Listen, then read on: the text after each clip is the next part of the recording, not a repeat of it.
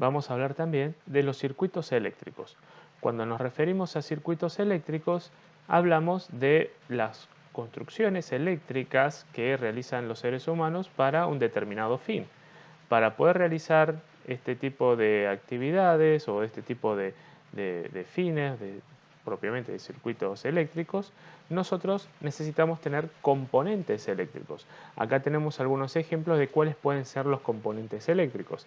En este caso tenemos tenemos cables, llaves, fuentes de energía de distintos tipos, una lamparita. Estos son los componentes de los circuitos eléctricos.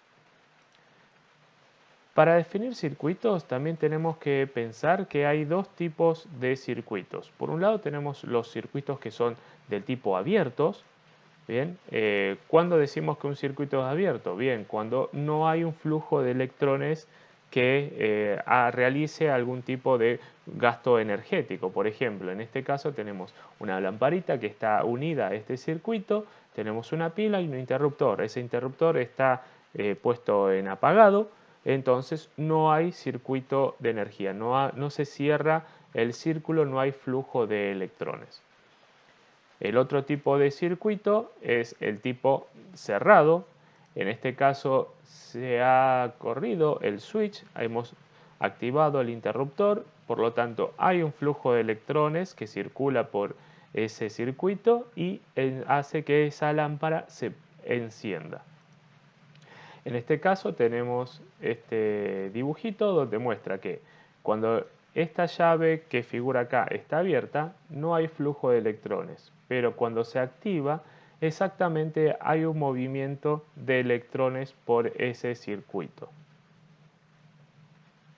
Bien, de esa manera definimos circuitos abiertos y circuitos cerrados. Dentro de los circuitos cerrados también debemos definir el mal ejemplo, el peor de los casos, que son los cortocircuitos. En este caso, los cortocircuitos también son circuitos cerrados, pero ¿qué pasa? Si nosotros conectamos, se nos cruzan los cables, como se dice, el flujo de electrones no llega a ser consumida por las resistencias o por los artefactos que están enchufados a las fuentes de energía. Entonces el circuito se cierra en sí mismo.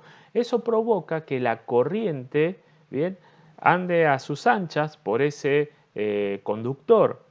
¿Qué pasa? Los conductores tienen una cierta capacidad para poder transferir electrones. Bien, las secciones, lo que decía nuestro amigo Ampère, tienen cierta capacidad para poder trasladar los electrones. Entonces, como hay tantos electrones, hay tanta energía dentro de ese conductor, los electrones dicen, uy, vamos que acá nadie nos frena, vamos con todo. Entonces, pasan muchos electrones todo el tiempo y eso provoca que haya un recalentamiento, bien, en el conductor. Si el conductor excede los límites que soporta el paso de los electrones, puede provocar primero calentamiento, explosiones, bien, y finalmente algún poco de fuego.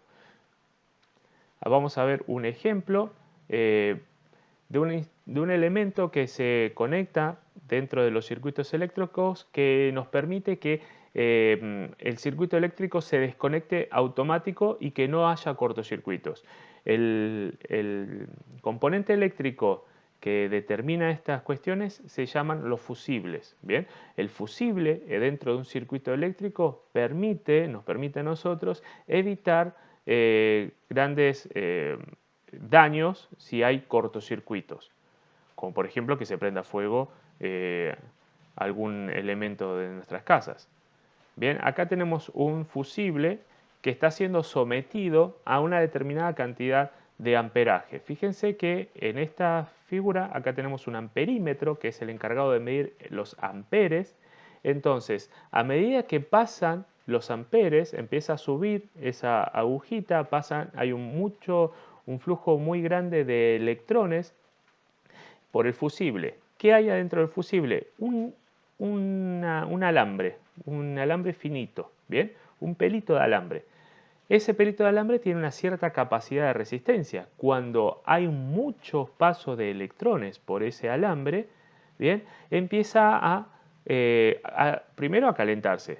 Una vez que se alcanza su máxima capacidad de intensidad de corriente eléctrica, finalmente se corta.